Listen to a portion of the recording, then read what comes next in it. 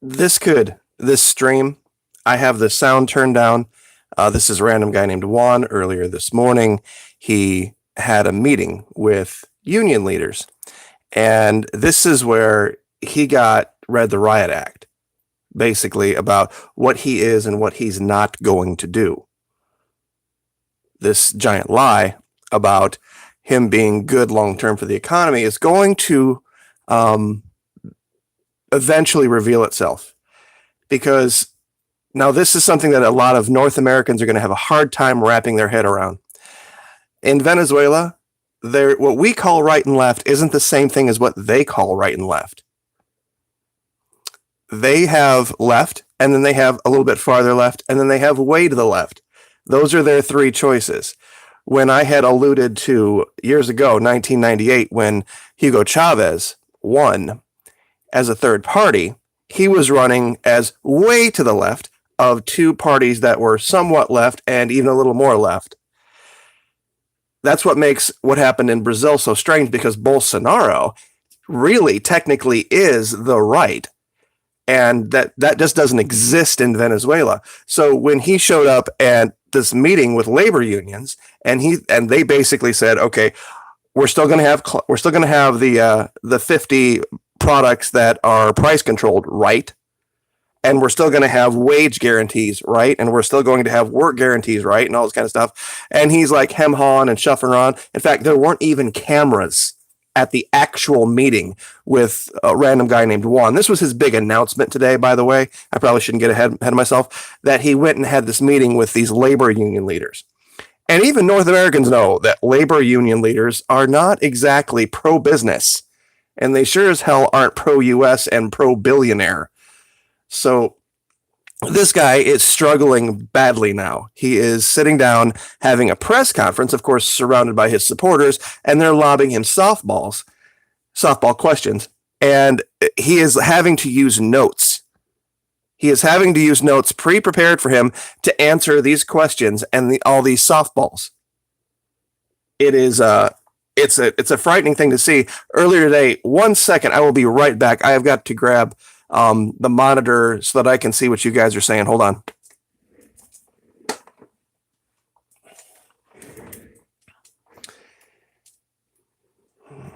All right, I'm back. 1 second, guys.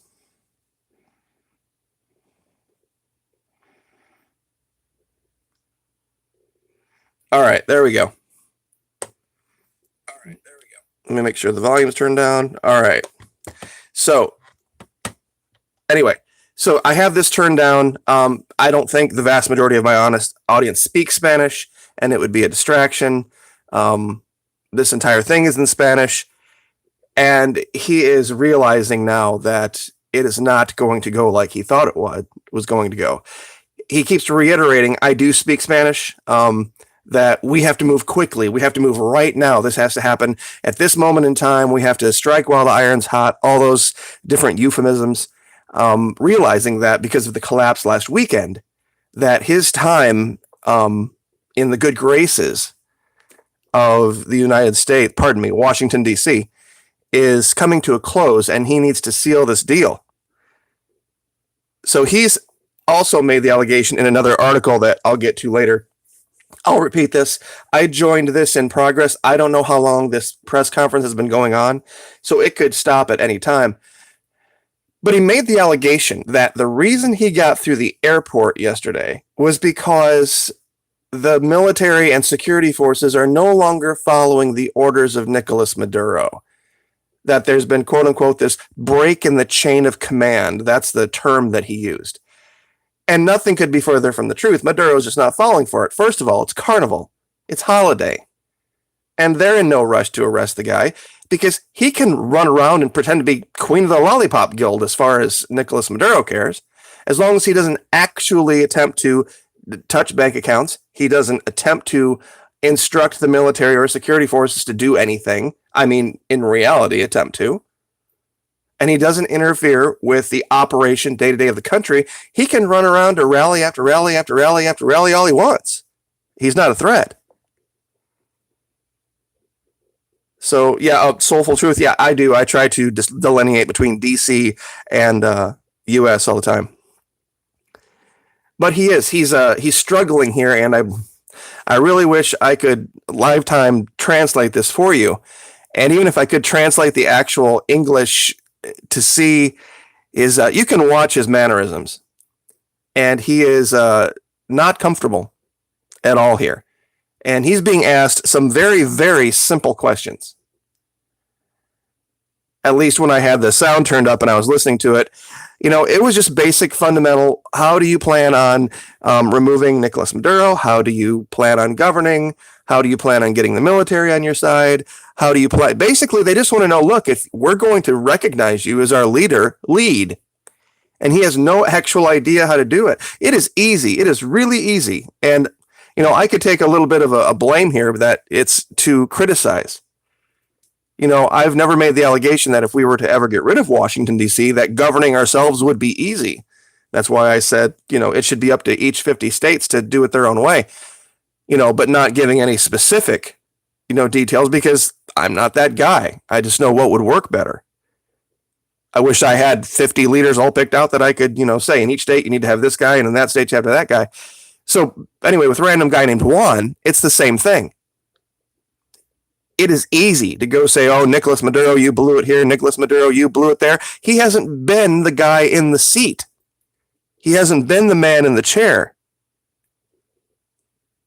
And once he becomes the man in the chair and he realizes how much of a hand he's going to have up his backside from the United States, and then have his people have a completely different desire for the direction of the country than the United States, he's going to realize how not easy being the guy in charge is.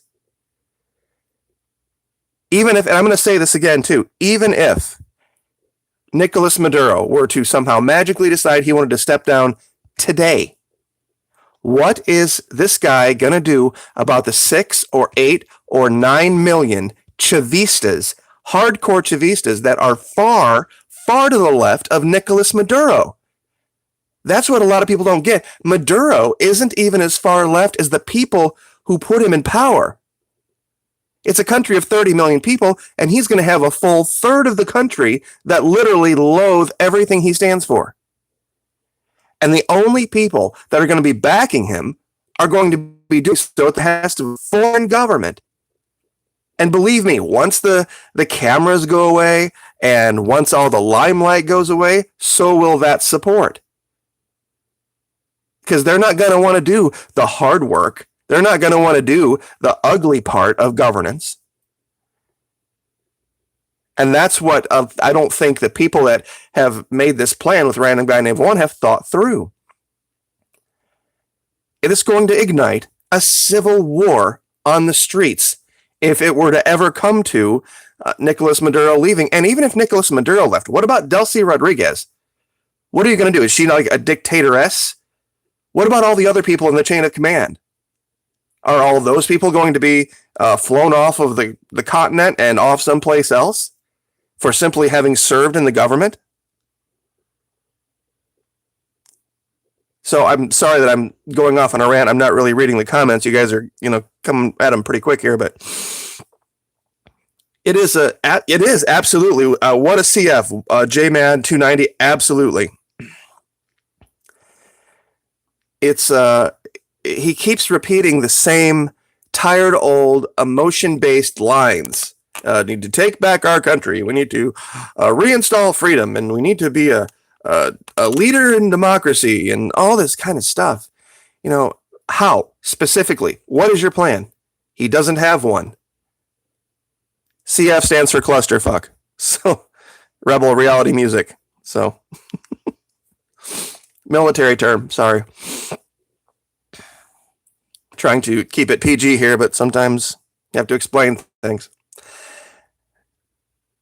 And it's a giant conglomeration of a whole bunch of people with a whole bunch of different ideas that, believe me, I'm not kidding on this. This kid has no idea what he's even in store for. This is Juan Guaido, random guy named Juan. And it's this funny catch-22. If he had been arrested at the airport, then of course we have an evil, terrible, horrible dictator. If he isn't arrested at the airport, then it's, oh, the chain of command is broken and nobody is following Nicolas Maduro's orders. So he does have some basic PSYOP training. The N via SK, I don't think the two are connected, no. I mean, as much as all politics is connected to some extent around the world, it looks like they might be finishing up here. He's going to do his normal, glad handing. But like I said, this was something that was in progress when I picked it up. He doesn't look like he has more to say here, so I am going to go over to, real quick, this article from, this is Miami Herald. And this is where he makes the allegation that the chain is broken. It says, Guaido's bold return, despite the threat of arrest or worse, the opposition is shot in the arm when the political battle between Guaido and Maduro for control of the country is grinding into its second month. Now, that alone should tell you everything you need to know. 2 months? Allegedly, this random guy named Juan, has all of this support. But 2 months in, he is still just some guy walking around talking to, every microphone put in front of him. And Juan Guaido is the most courageous political figure that Latin America has seen in years. Oh, brother. And this is the thing. They are trying to recontrol the language, and it's not working. He calls Maduro the usurper. How could this guy possibly be the usurper when he's the only one of the two that's ever even stood for any election? Was he a usurper in 2013? He won then. I don't remember anybody making any attempt to stand up random guy named anybody from 2013 to 2019. Was he a usurper then? And then here's the big statement. Quote, it's obvious after all the threats that someone didn't do their job. A lot of people didn't do their jobs.